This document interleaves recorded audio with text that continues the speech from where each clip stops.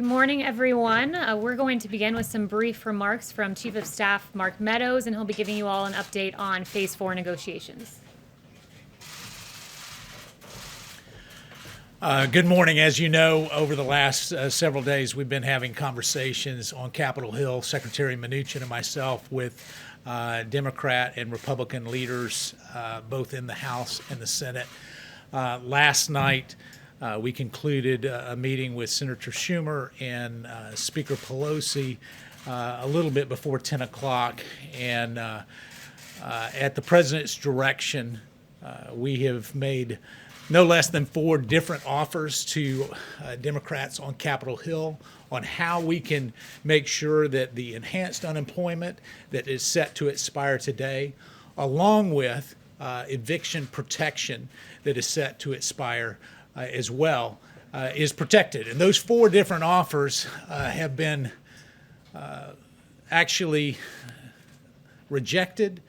But more importantly than that, they've not even been countered with a proposal. So the Democrats are certainly willing today to allow some of the American citizens who are struggling the most under this pandemic to go unprotected. And the President has been very clear for us to be aggressive and forward-leaning to make sure that they get protected. And yet what we're seeing is politics as usual from Democrats up on Capitol Hill. It surprises me that when we talk about compassion and caring about those that truly are in need, that a temporary solution to make sure that unemployment, enhanced unemployment continues, has been rejected not once but multiple times. The Democrats believe that they have all the cards on their side, and they're willing to play those cards at the expense of those that are hurting. And we'll continue on with additional discussions today with Senator Schumer and Speaker Pelosi, perhaps an in-person meeting tomorrow on Capitol Hill as we stay engaged. But I'm disappointed in what we've experienced over the last 3 days, and I want to stress that the Democrats have made 0 offers over the last 3 days, 0. And so in a spirit of compromise, the President has sent us back not once, not twice, but 3 different times to try to find some common ground. And what we've found from our Democrat negotiators is that they are bumping the price higher than the very bill that they passed out of the House several weeks ago. And to give you a particular example of that is in their HEROES bill, they have $100 billion for schools. We matched that offer and actually put forth a proposal for $105 billion for schools for K through 12 and higher institutions. And yet, what did they say to that? Oh no, that was 2 months ago. We want to increase the amount of money that we send to schools to $400 billion. We're going in the wrong direction. They're going in the wrong direction because of partisan politics. It is very disappointing. And so we call on Capitol Hill to get serious about their negotiations. The President is serious about the negotiations. We're willing to engage. As you know, Leader McConnell yesterday put forth a 1-week extension at the current levels for enhanced unemployment. And what did we see? Senator Schumer objected to that. So there's no clearer message that the American people should receive other than the fact that the Democrats are willing to play politics at a critical time in our nation's very dire circumstances as we deal with this pandemic. So I wanted to give you that brief update so that you could have it straight from the negotiations as they've happened over the last 3 days. And as we work, I'm going to turn it over to the press secretary, and I think she's prepared to answer all the questions. liability insurance? Is that a red line for you guys? McConnell said it was. Thank you, guys. I think she'll address that. I'll take your questions in just a moment. The chief has to run to a meeting.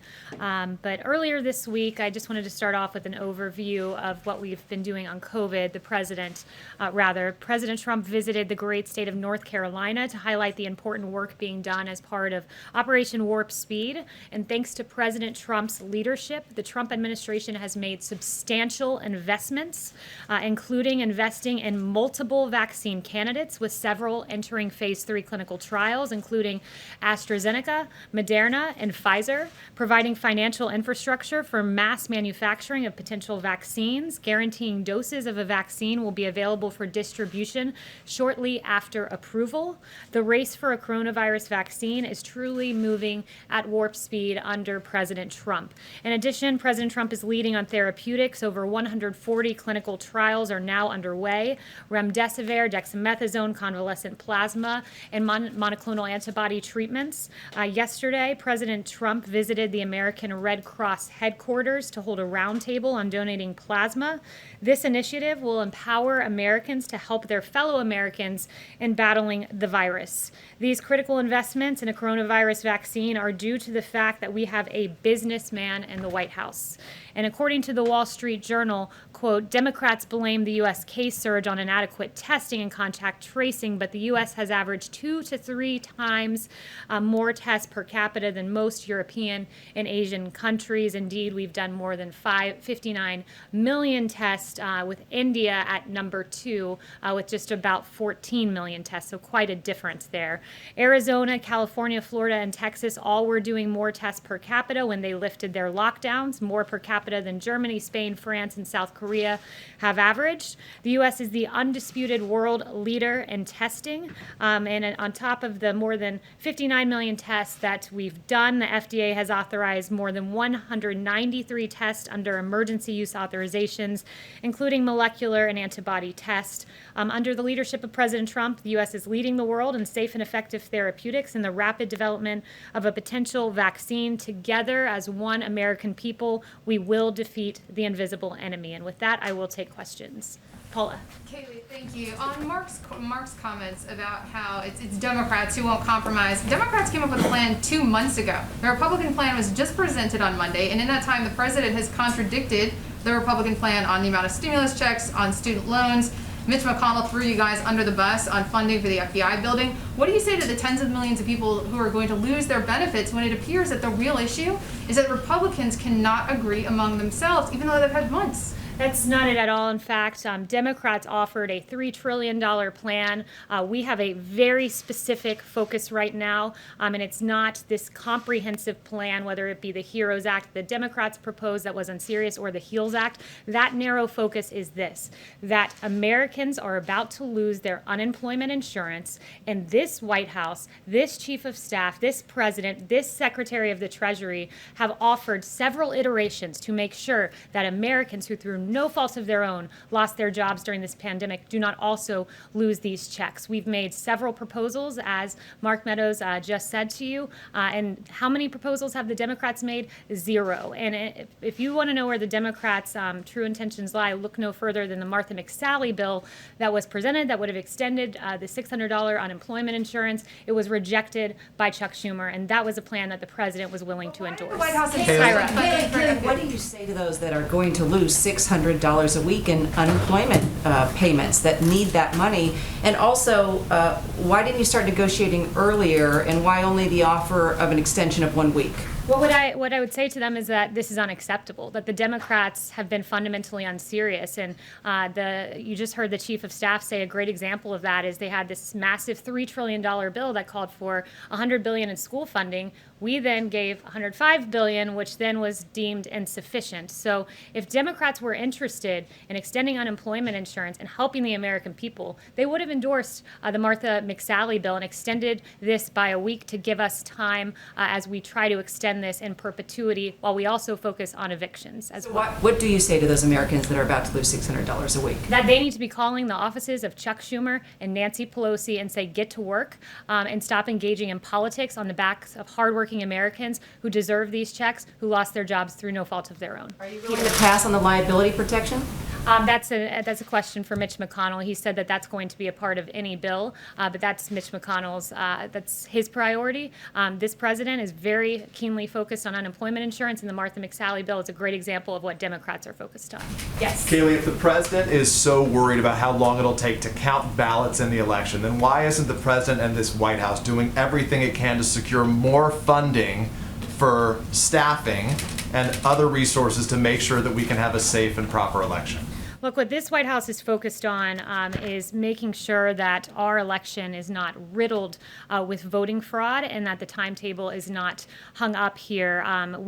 There are several lawsuits that the campaign is engaged on, and I would point you to the campaign for specifics That doesn't on answer those. my question, though. My question is, what is the White House doing to get more resources for funding and staff to make sure, as the president says, that it will be a secure and safe election? Well, as you know, Peter, states run their elections, and it is up to states to And make they're sure that asking they for have more the money. capacity. But what this White House is focused on is ensuring that what Jeffrey Toobin has said over at the New Yorker, CNN contributor, notably, New York's primary vote count chaos signals trouble for November. And as he noted, you want to talk about the president, but Jeffrey Toobin himself, Democrats control the state government of New York. They are responsible for creating the fiasco that is unfolding now, and that is certain to get worse in November. States need to get their acts together when it comes to elections. And as we see in New York, where we're 5 weeks out from that election, and in fact, we still don't know the outcome of a congressional race, and that is certainly not what we want to see. And I'm asking in you about November. the president. You said, Yes, you asked why I was Darlene. asking about the president. I'm asking about the president because you work for the president. I guess Yes. the question is Oh, more Ann. specific. Thank you, Kayleigh. So the president's meeting this morning in a few minutes with the National Association of Police Organizations. In 2008 and 2012, they supported Barack Obama and Joe Biden. In 2016, they didn't support either candidate. And now in 2020, they're endorsing President Trump. To what does the White House attribute this change in support?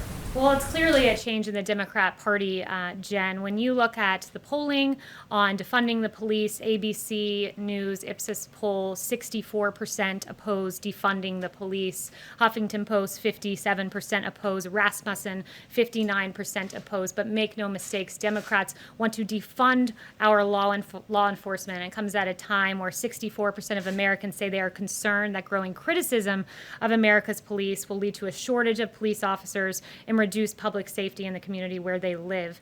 The American people have seen very clearly where the Democrat Party of today stands. It's at an unacceptable place, and I think that this administration has shown great respect for our law enforcement, who every day are out there defending and protecting our streets, and Democrat-run cities that have turned abundantly chaotic because of their lack of support and respect for law enforcement. Darlene. Can you explain why the White House did not counter with a comprehensive plan of its own? You said the White House was focused on two things, the unemployment insurance and evictions. Why not have a more comprehensive proposal to counter what the Democrats had put on the table? So I've walked through at this podium the more comprehensive plan that this White House was hoping to see, and our priorities like tax rebates, unemployment benefits, enhanced hiring and retention payroll credits, workplace tax credits, restaurant donations, and others. Those are all part of the HEALS Act. So there is a comprehensive plan that was put forward by Republicans on the Hill with several White House priorities in it. But right now, at this day, at this moment, our focus is making sure that Americans who have lost their jobs get their paychecks. It's why, as you heard the Chief of Staff say, we've made 4 proposals. Democrats have made precisely 0. Can I ask about the nomination of General Tata? Is the White House still behind that? The president still supports General Tata. Yes. Kayleigh, so is there anything that you agree with on the Democrats after all these negotiations? Are there any points of unity so far? Well, look, they've presented 0 plans. So we've presented 4, they've presented 0. So do we agree with them? It seems that they don't agree with us. The White House supports unemployment insurance benefits. The White House supports ensuring Americans don't get evicted. But what do the Democrats support? What do they stand for? So far, they've offered 0, nothing, except rejecting Martha McSally's bill to ensure that those who are receiving those checks continue receiving them. Is there an upper limit? Is there Yes. an upper limit, Kayleigh, for the amount that you're willing to go to? Has the White House decided on some sort of a cap for how much you're willing to spend this round? Not that I'm aware of. The president has said, he wants to make sure money gets to the American people. Yes. Kayleigh, the Trump administration wants $377 million in the coronavirus relief bill for the the long-delayed modernization of the West Wing. How is that a priority in terms of the coronavirus pandemic? You guys talked about priorities. You had the FBI bill, which doesn't seem to have much support from Capitol Hill as well. So two things, and I'm glad you asked that because I do want to give you some details about those two items in particular. When it comes to the FBI building, this has been a long discussed issue. I would note that the three previous COVID bills that have been passed had plenty of other things in them that were not related to COVID. One of those examples is the Harbor Maintenance Trust Fund.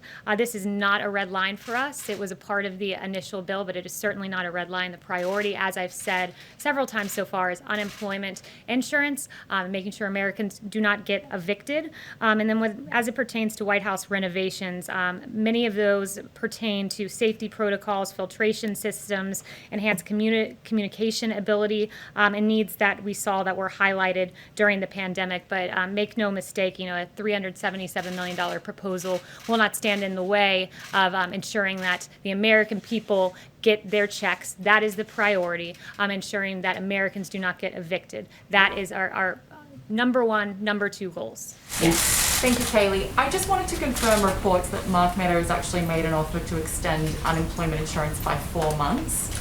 I haven't spoken to him on that precise proposal, but as he's mentioned, there were 4 that were made. Maybe a follow-up question then. I want to change gears and talk to you about Twitter.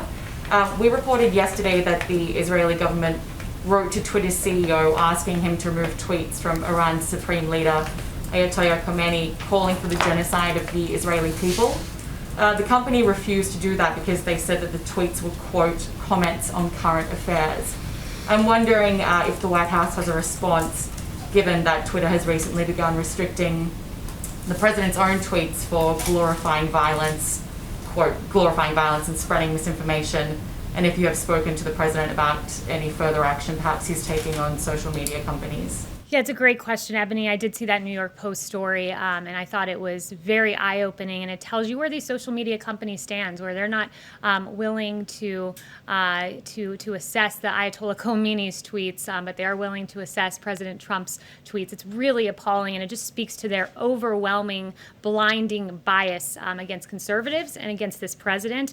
And we are taking action. The administration is submitting a petition to the FCC for proposed regulatory changes to hold social media companies accountable for their censorship.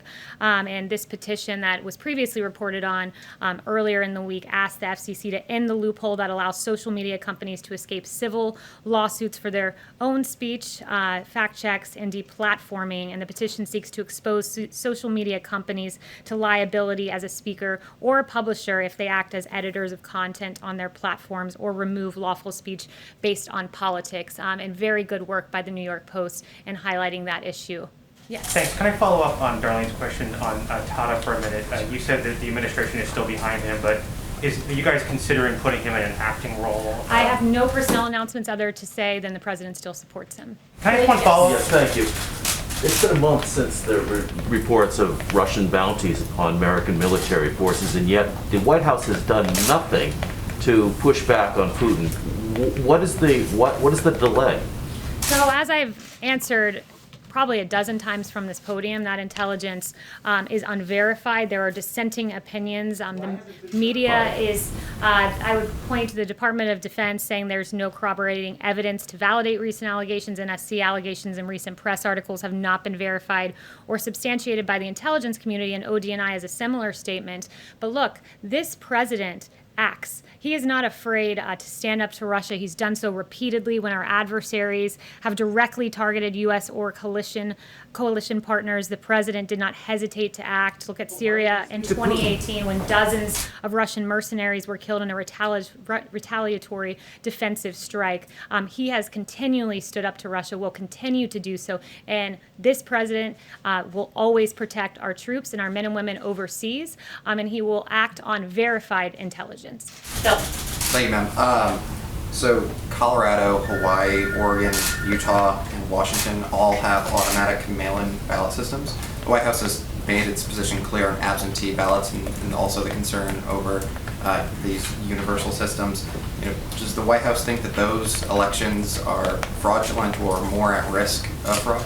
Always a mail-in ballot system, mass mail-out ballots are going to be more at risk of fraud. Look at LA County, where 112% of LA County is registered. That means you have 12% of excess ballots floating around that are, we know, at least 12% that are not accurate ballots that were mailed out.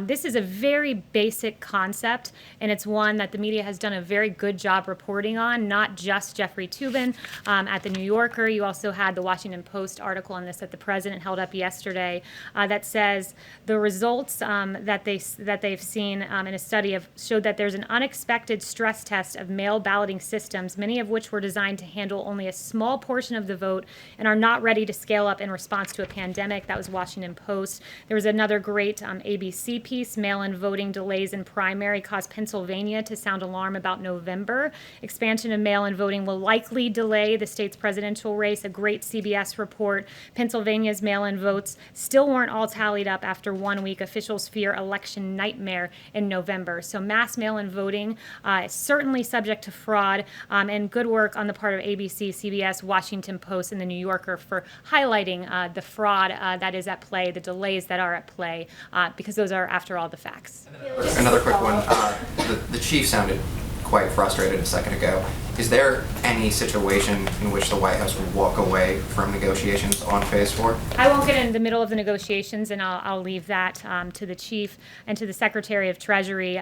But yeah, there's a lot of passion because we're passionate about making sure Americans are taken care of. I've heard the president personally talk about this. It is his goal to make sure that those who have lost their job get these payments, and those who, through no fault of their own, do not get evicted from their homes. So those, again, two big priorities for the president. Raquel?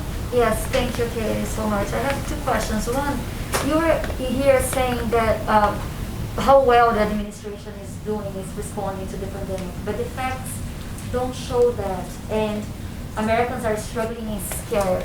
What do you tell them, the American people? So the one thing I would say is the president's made clear that we're at a place where we want all Americans to make sure that they socially distance and that they make sure they engage in mitigation tactics. And the president's been clear on that. But one of the things I think, as when you look at the United States response, you look at the fact that we were supposed to have a ventilator shortage. In fact, we had a ventilator surplus. We were told that there's a testing shortage. Well, it turns out we've done at this point almost 60 million tests. This president led on the development of remdesivir. We just saw this week promising signs from convalescent plasma. Our therapeutics are advanced, I would argue the best in the world. And that's why when you look at, in particular, at the case fatality rate, which the president often talks about, you see that tells a big story. When the U.S. case fatality rate is at 3.4%, the world's is at 4% averaged, and the EU at 9.7%. That is a testament to our therapeutics. But we encourage every American to engage in mitigation efforts, and it's patriotic, as the president said, to wear a mask, especially when you can't socially distance. Hunter. Can I ask another question on the travel ban? Hunter. A travel ban. Travel ban. Yes, there is a movement growing called Love is Not Tourism. Their families and couples separate for a month because of the travel ban. Couples who couldn't be together on their childbirth, or mothers and sons, or are separated during illness. They are asking if the administration could consider a waiver in their cases. I haven't spoken to the president about those specific cases, but this president will always put America first. This president put in place the travel bans to protect American lives, and they've done that. Dr. Fauci acknowledging that the travel bans have saved American lives, and that is our goal at this moment. Hunter. Thank you, Kayleigh. Two quick questions for you. Herman Cain passed away yesterday, and obviously he had tested positive for COVID 9 days after attending the president's rally in Tulsa.